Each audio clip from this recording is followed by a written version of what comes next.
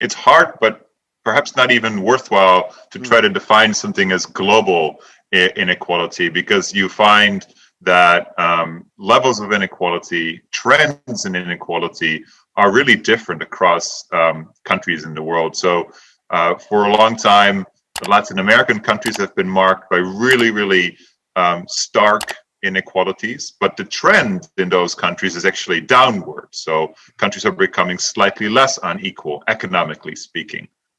Whereas in the West, Western Europe, for instance, inequalities have historically always been at a much lower level than other countries and regions of the world.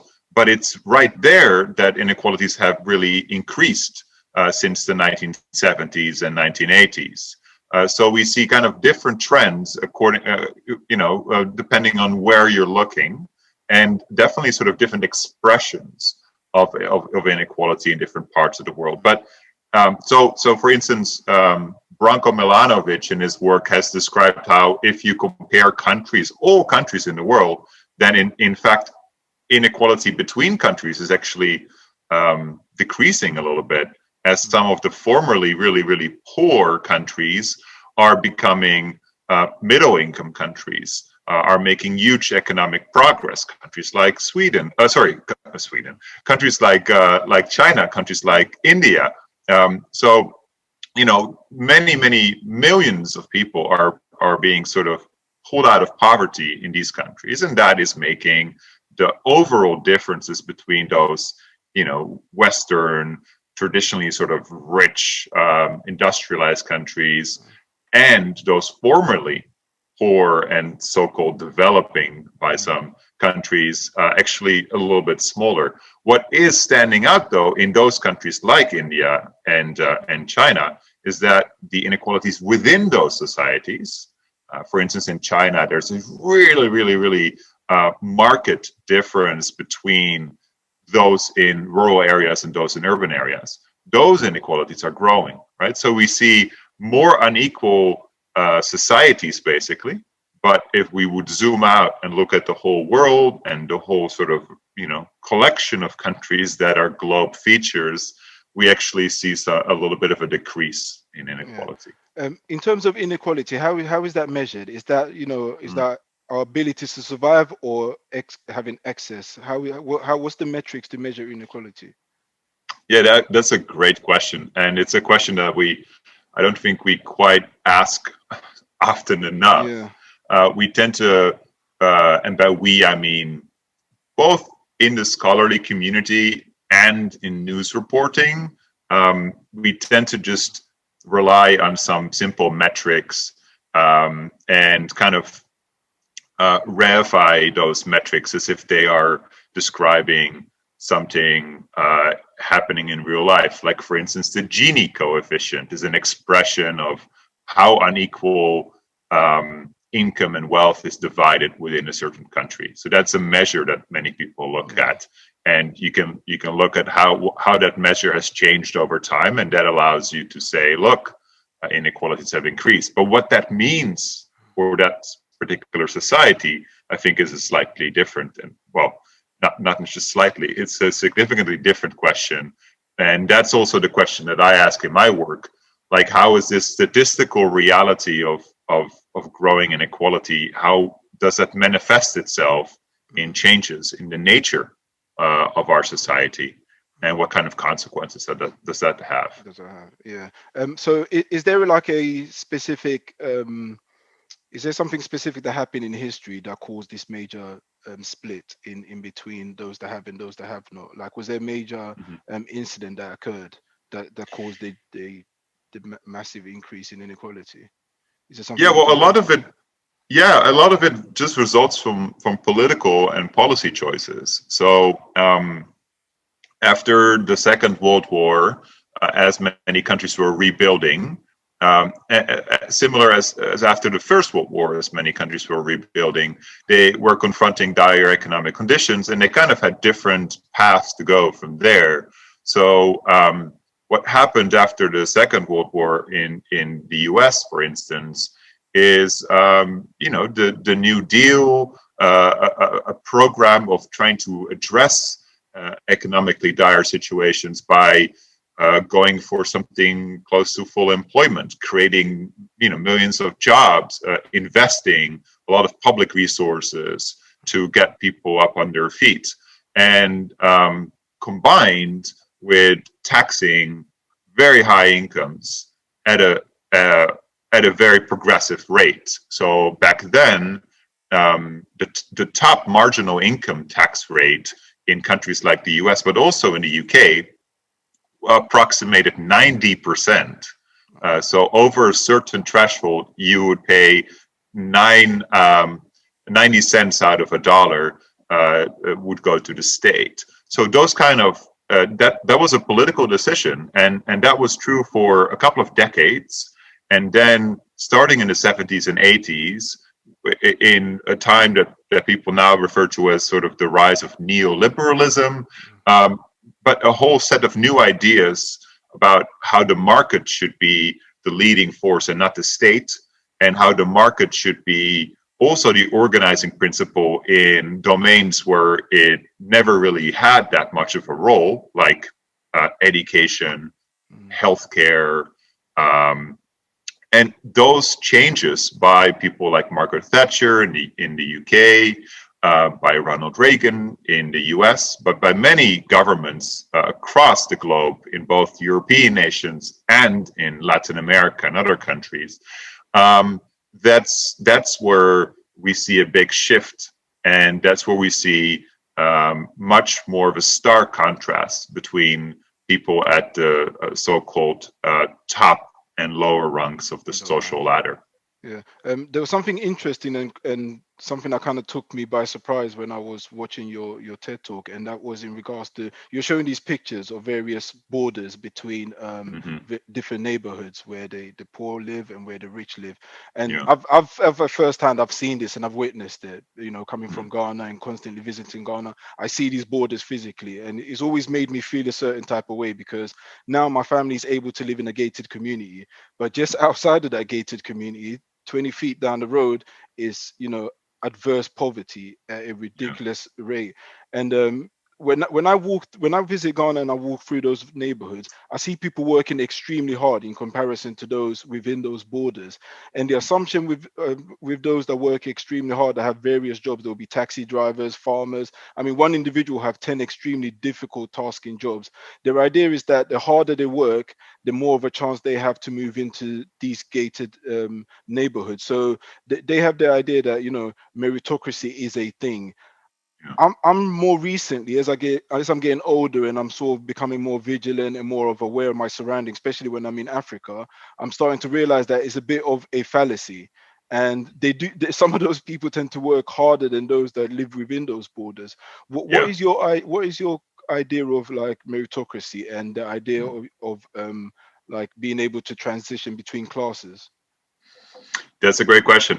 So I think that is very much the promise. I think you've summarized quite well what it is that we think of when we hear this term meritocracy, or it finds itself in different forms. We encounter it sometimes in the television programs that we watch, like Dragon's Den, or even the show like Survivor, or even one of those talent shows where we think we're seeing someone with extraordinary abilities and talents and a lot of hard work and commitment and ambition becoming extremely successful because of it. So sometimes we think that, hey, that is how the world works, and to the extent that it actually does, indeed, we are sort of living in a meritocratic society akin to a game of sports, like some sort of athletic competition where whoever jumps farthest or runs fastest wins. But in reality, that's not quite the society that we live in. Even the example of sports allows you to see, look at the Premier League and look at the enormous differences between in resources that a team like Manchester City has when, in a good week, they can rotate so many players that they'll have like 400 million worth Sitting on on the their bench alone, on their bench. Yeah. Exactly. That's more than an entire other team is worth. And when teams meet in Europe, you see teams with enormous budgets facing teams with very tiny budgets. So even in the realm of sports, there's a lot of inequality, not just in outcomes, but in the resources, the starting position, the so-called playing field, which is not level. It's not a level playing field. It's an extremely tilted playing field. Now, that is true for so many other parts of our society.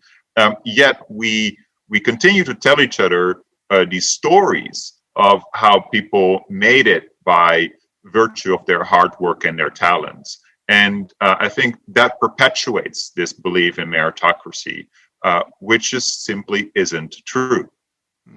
I think the dream of selling, the dream of talking about the story of an outlier is one that is quite interesting, because me and my friends always have these discussions in regards to like rappers and athletes and so forth. And I've got friends who are like, if you was to go on their social media right now, they're very like anti-capitalist. Yeah. But if Jay-Z was to sign a big deal tomorrow, everybody's going to be talking about it as if like it's the best thing that ever happened. And, and I don't really think they really reflect upon what they're saying and what they believe in. I mean, at the moment, I'm not sure where I stand in the realms of like, capitalism, socialism. I'm still learning. I'm still trying to figure it out. I'm still trying to figure out who I am as a person and what works best for myself and also for greater society. But it's a place where when we're sold these dreams of these outliers and these individuals, we're under the assumption that, it's a possibility. But when you look at the numbers, it's absolutely ridiculous, because you can count those people with one hand. And then, if you was to measure that up to all the people trying to make it in the world, it's absolutely ridiculous. There's no measuring up. In terms of like the issue, how bad is it? Like, because some people say, oh, majority of people now, as I just talked about early on in regards to what my assumptions were with capitalism, I'm always under the assumption that, okay, most people are eating now, most people are coming out of adverse poverty. But the more I look into it, I realize that it's not necessarily that. But how bad is the actual issue for those that don't look at the figures, those that don't necessarily understand what's happening? Sure. Well, so there's a bit of a good news, bad news aspect to this. So if we are to compare where we find ourselves in many countries in the Western world, like UK or the US, then we currently have a much lower poverty rate than these countries had in the 1950s and 60s and 70s, before inequality really started rising. So in that sense, being poor today probably means, in material sense, less deprivation and slightly less dire circumstances than what it looked like as to be poor back some 40 years ago, 50 years ago. So that you could take as a good news story. Now, poverty continues to exist in the United States, for instance. About 1 in 5 children is growing up in poverty, which is quite stark, particularly because this is part of the bad news aspect of this story. Whereas perhaps there's been some increase in life circumstances for those people at the bottom of society. The differences between rich and poor have really, really, really grown to the point where nowadays, like, your typical CEO will make about 400 times as much money as the average worker, which is not just a reflection of differences in money and resources, but also in opportunity. So if you are born in a wealthy family, your chances of yourself becoming wealthy as an adult are 2 to 3 times higher than if you're not born into a wealthy family. So we're not just talking about the sort of rewards to being successful in society. We're talking about that playing field, and that playing field is very, very tilted. Yeah. Is that because we socialize within our social circles, so it's very difficult to then, blend amongst the classes? Well, there's some degree of sort of pulling up the gates or the ladder, as you will, like sort of first you climb it and then you remove it. Um, there's definitely an impact. I mean, there's a lot of support we can provide each other, or that we could provide each other. But if we limit our interactions and make friends only with people in similar economic circles, then that means that we provide a lot of support to people who are in a similar position as us. And if we are in an advantaged position, that means we're extending our advantages to other people who are in an advantaged position. Yeah. If we're struggling and we're surround ourselves with other people who are similarly struggling, then there's really not that much we can help each other with. So in that sense, forms of segregation in society, not just racial and ethnic segregation, but also economic segregation, where rich and poor live entirely disconnected lives. I think that means that we find ourselves in different situations, different spaces, different networks, and that hurts our ability to kind of equalize opportunities. But it also leads to a very distorted worldview, if you will. If you surround yourself with other people who are similarly privileged, then looking at society, you probably think it's a lot more fair and equal than it really is, because your view of society is indeed quite distorted. Yeah. And I think that is one of the major problems that we're facing now, where we see growing levels of inequality across these Western societies. But when it goes together with economic segregation, with entirely disconnected social lives, then we really fail to see those trends, and we fail to see not just the extent of inequality, but also just how unmeritocratic our society is, and how unfair these different outcomes are. Yeah, most definitely. And that kind of ties into my next question I was going to ask in regards to solutions. So right now we know that these issues are there, and we know that the inequality gap is continuously expanding. So how do we go about closing the distance on this? So what can a normal man on the street or normal woman on the street do to close this distance? Because I'm shut off to the idea. So I'm stuck in my own little social class. You're stuck in your own little social class. Everyone's tribalistic by nature in various forms. So and there is a problem that's occurring and creeping up on us. How do we go about solving this before it explodes and becomes something that's uncontrollable? Yeah, well, that's certainly a scenario that may happen, right? Where these inequalities continue to grow, people continue to kind of ignore them until we reach a boiling point, right? That is perhaps the way we're heading in some of our really unequal societies, and which is also a way of saying that nobody stands to gain from a situation of extreme inequalities. And I think it's that realization, perhaps, that could, put people into action, even if they themselves are currently not suffering. What is difficult about all of this is that it's basically the question of how do you create political support for change, for, say, more government intervention, more income redistribution, equalization of chances and opportunities for everyone, regardless of your income. How do you create support for those kinds of changes when we are unaware of just how unequal our society is? So in a way, if you want to make a real change, perhaps the biggest change we can make is our changes that allow us to see and be aware of the diversity of our society, economic as well as ethnic and racial diversity, to kind of have more interactions across economic fault lines, to have more integrated schools and neighborhoods, to connect to people outside of your direct network. Because I think it's through those interactions, through those contacts, and through those kind of experiences that we develop a much better understanding of just what kind of society we live in, and that should be the starting point for, I think, a more critical assessment of where we want to be heading. Yeah. Because right now, we're kind of stuck in what could be sort of a feedback loop, where the more society grows unequal, and the more segregated we become in our own enclaves, the less we see all of these growing inequalities, and the less we're concerned about it, and the less likely we are to politically vote and demand change. Yeah. So that's the, yeah, go ahead.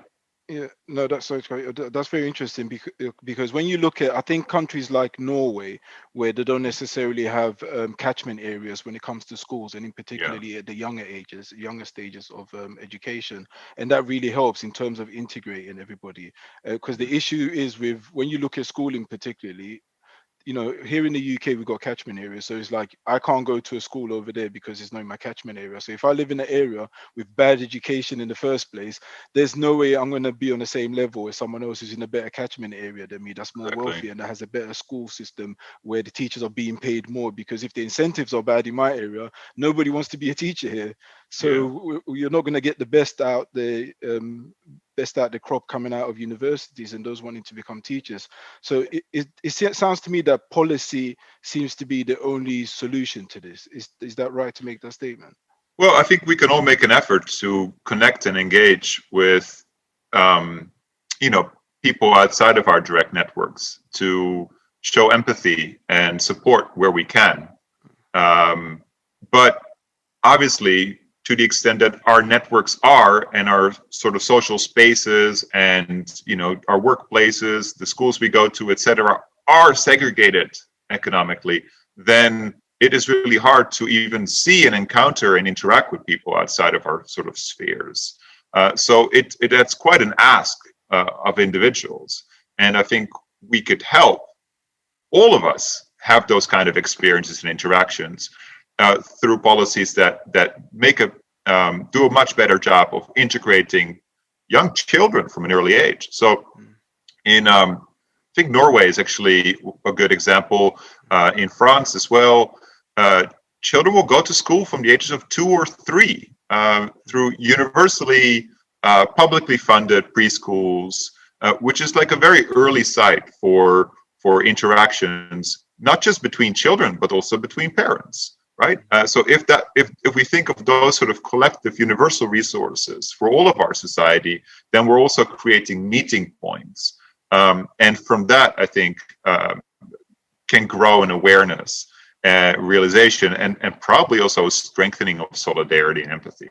Yeah, most definitely. And I think it starts from a young age, because I think I was kind of lucky and blessed in that sense that I got that natural integration and mix of cultures and diversity just by plain accident, because my parents ended up here and then I was with this group of people. Because I always tell these stories that when I first moved to Sweden, I went there sort of like primary school age. I was the only black kid in school. Then coming from Ghana, being purely I lived in Kumasi, which was, purely black neighborhood, African neighborhood. Then I moved to Sweden, where I was the only black kid in school. This was like early 90s. Then I moved to bang middle of East London, where majority of my classmates were Asians. My best friend's from Pakistan now, and there was only one white kid in my class. So I've gone through various classes and various demographics and groups of people, and it's made me understand human beings in general as a whole in a greater light. So the way that I view the world is very different from the way that some of my East London friends view the world, or some of my Swedish friends who I'm still in contact with view the world, or some of my Ghanaian friends. And I only realized this because I was able to play in all of these fields. But if we're going to live in a society that's going to be multicultural, diverse, we need to find better ways of everyone understanding each other, and also breaking those boundaries and barriers where we're mixing up in schools, where we're sharing ideas and thoughts. Because without that, it's going to lead to chaos on the streets, which tends to happen in most places. Yeah, and it all starts with shared experiences, because if we don't understand where people are coming from, if we have no idea of sort of what they went through, then it's really hard to ask people to have empathy, to have understanding, to have respect for others.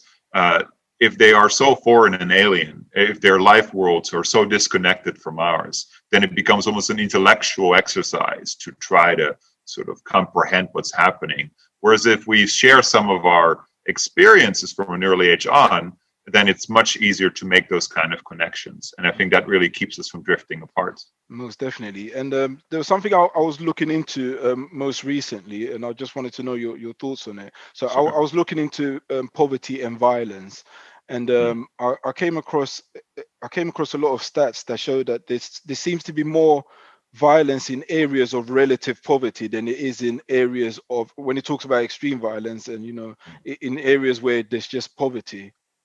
So, for instance, areas where everybody's poor, but areas where there's like, dots of poor people and, rich living side by side, there seems to be a surge. Is there something to that, or am I reading too much into that? No, there's something to that. There was a very interesting study a few years back where a bunch of researchers, they pulled together data from thousands and thousands of flights, and they try to explain incidents of what's called air rage, which is when passengers in the middle of a flight become agitated and some sort of fight or conflict ensues. And what they found is that those moments of air rage were much more likely to happen in situations, in flights, where economy seats, so people sort of just being regular flight passengers, had to board the plane and pass through the first class, business class, sort of elite passengers before being confronted with their own much less comfortable seating area.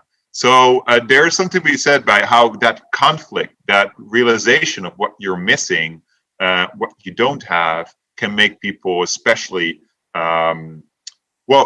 either just sort of angry or, realize that perhaps there's an injustice here. Perhaps there's some unfairness here. Perhaps, indeed, I am working just as hard as those people are, but somehow they live in their fancy houses, while I live in my housing estate, which is overcrowded, etc. Right?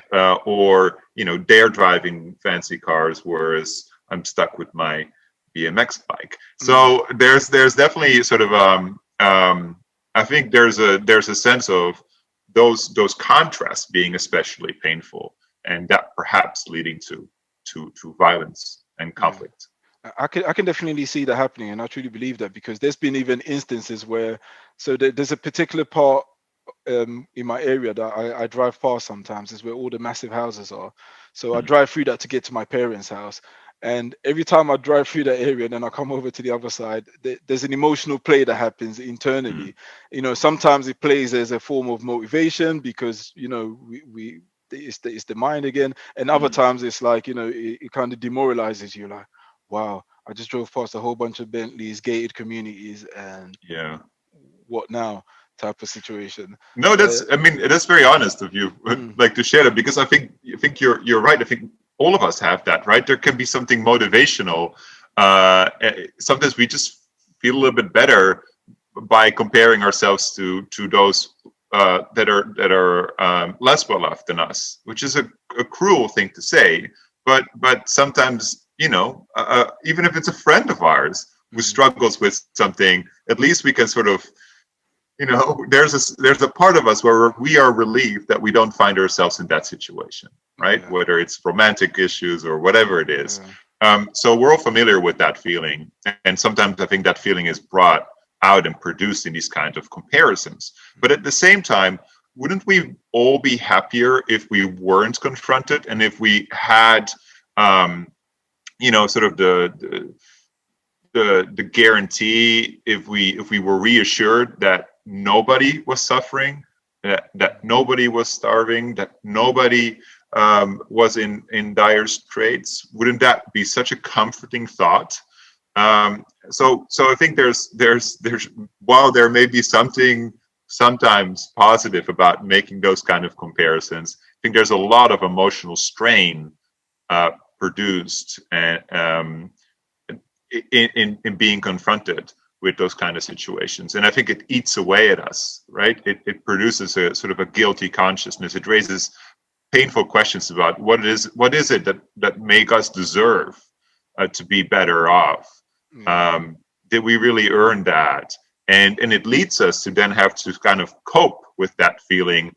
And in part, I think the way we cope with it is that we continue to reproduce this illusion of living in a meritocratic society so that we can justify our own successes as deserved and earned. And we can kind of look back and explain away all of the misery that we see around ourselves as being the deserved outcome of people who are just not talented enough. They just never really worked hard. They were lazy, those kind of tropes, which are completely inappropriate. But I think it's the result of this coping process with something that we know and we feel is not quite right, but we need to find some sort of explanation for it. Yeah, cross-culturally, there's various ways that people have their coping mechanisms. So I traveled to Thailand quite a lot, and there is this belief that in Thailand, it's all about luck.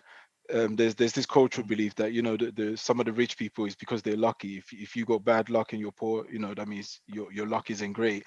And it kind of explains exactly what you just mentioned there in regards to various coping mechanisms to deal with what is that's happening within a greater system that we're all kind of entangled in. And there's something funny that happens a lot within an African home. What happened in my house and many of my African friends' house is when you were younger and your parents were trying to make sure that you finish all your food, they always remind you that there's someone back home who doesn't have what you've been privileged to have right now is food. And that's another thing that was kind of pushed upon us to encourage you to finish your food now, because you're privileged to have this whilst others don't. In terms of systems, is there a country in this world, or is there a particular system that you see as the most fitting in creating a more equal society? Well, I mean, it's a little bit hard because it's especially those Western countries that stood out as being relatively egalitarian, that had really low levels of inequality, like Sweden, where you grew up. You said you were there in the 90s? Yeah, so I was there from 1990 to 98 or 97. Yeah, I was there for about 6 years. So that's sort of exactly the period where income inequality in Sweden I think it triples almost, according to some different metrics. So Sweden, which used to be one of the most egalitarian countries, economically speaking, in the world, really, also became much, much more unequal and also much more segregated. So what I perhaps 30 years ago I probably would have said Sweden, but I think at this point I would say take any country in the West and go back 30 years and you'll find a much better situation in terms of inequality, right? Even in some places, although in some places they've made some progress in addressing dire poverty, I think we are living in a more unequal, under much more unequal circumstances, and there's something really painful about those. But it's hard to kind of come up with a blueprint for what an equal society would look like. But we do have some policy lessons, I guess, that we can share. So one is make sure education is available to everyone. There's no economic barriers to enrolling in preschool, public school, all the way through university. In fact, in many countries around the world, university education is free. Maybe you pay a little bit in administrative fees, but there's no tuition. It's really the US, the UK, maybe Switzerland. There's only a few countries that really stand out with really high tuition rates. And in other countries, it's just considered to be part of the sort of public resources that are available to everyone. Now, that itself is worthless if you don't have any opportunity to go to school in the first place, because your parents are in situations of dire poverty where they cannot afford to miss you, to lose you as a child, right? So they in many countries around the world, young children are they have to help out to Yeah. make some money for their families, to run the household, etc.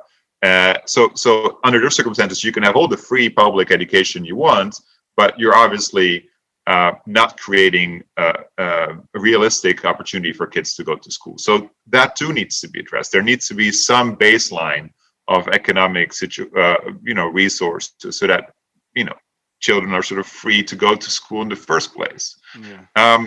So there's a lot of different aspects to this. It's not an easy fix, but I think there's interesting research, just like how we've established that there's something like a poverty line, and most people intuitively also feel that there is indeed some sort of basic threshold under which we don't want anyone to fall, and this has been discussed for hundreds of years, but notions of a basic income, so that you basically extend and raise that sort of level to a point where everybody should be able to have like a reasonably sort of safe and sort of existence with some basic economic support. There is also a growing sentiment that perhaps there's also a richest line, some sort of level of wealth that people really shouldn't go beyond. Do we really want there to be billionaires whose not just their economic resources, but their political influence, their power is at the level of nation states? Right? Do we really want corporations to have such an influence on our democratic process, etc.? So those are, I think, important discussions to be had that connect inequality to opportunities in our society. Yeah, most definitely. You pretty much answered my last question by me even asking you. I was going to ask you what sort of policy changes that could be made, but I've always had the issue with corporations and individuals affecting policies in general. Mm-hmm. I mean, I've never really cared too much about how much they earn and how they do earn. It does matter in terms of ethics and stuff like that, but in regards to the amount. But when it comes to affecting policies that affect the regular person and the detrimental effects that can have, I've always had major issues with that. Sometimes it feels like they're being pulled up on it, but I don't know what's really happening in the back end, because lately it's been a lot of discussions in regards to social media powerhouses and some of the corporations and their influences within society. But there was something that you mentioned early on, which I lived through. That was the change in Sweden, because I remember the demographic change and the segregation that happened when we first moved to Sweden. We lived in an estate. It was a massive complex of estates. It wasn't very diverse at all, and I think around that time was the war in Somalia had kicked off. So a lot of migrants came in from Somalia, and it seemed like all of the Swedish citizens that lived within that estate all of a sudden got dragged out. I don't know where they disappeared to. I don't know if it was coordinated move, but we didn't get the memo. And then all of a sudden, we were all the ethnics were kind of like slumped together in one particular neighborhood. Being young at that stage, I never really understood what was going on. I just thought it was very cool. Now all of a sudden, there's a whole bunch of people that look like me, people that sound different. I was making new friends. I didn't mind as a kid. To me, it made no difference whatsoever. Yeah. But now looking back at it, and the more I speak to people about it, I'm like, oh, okay, something significant did happen, and I was a part of that significant move that was occurring at the time. Yeah. And I realized the changes afterwards, like, businesses were leaving the neighborhood, factories were leaving the neighborhood, not just the citizens. It was an economic thing that was happening, a strike almost as such, and it's had an impact on that particular neighborhood till this day. I mean, and I've been away from Sweden for over 20 years, so sometimes it is only when you play back that you realize that it's more than just it's more than just the one or two business. It's a structure as a whole, and it has so many various angles to the structure. It has racial, it has tribal. It varies across the board, and it's very interesting. But going back to, so this is my final question to you. Going back to your talk initially, the title of the talk was "Why We Don't Care About Inequality." What does that mean in essence? Is that we as humans don't care, or we don't understand enough to care? It's the latter. I think we inherently care about inequality. And I think one of the strongest sentiments you'll hear expressed by even the smallest child is unfairness. Is when their friend gets something and they don't, or their siblings is preferred over them in their minds, right? So it's that sense of unfairness and injustice that I think really speaks to us on such a foundational level. The process that I describe in my research is how somehow paradoxically growing levels of inequality in many Western settings are going together with actually a decreasing level of concern and a growing belief in meritocracy. So I think there's something really problematic about that, because it means that the discrepancy between reality and perception is growing, and from that situation of kind of distorted biases, views of the society you live in, it's really hard to expect people to make political choices and support the kind of policies that would, potentially really make a difference in society, because in a way they're basically making their political decisions based on false information, based on false assumptions, based on the illusion of meritocracy, and based on a complete underestimation of how much inequality there is in their society.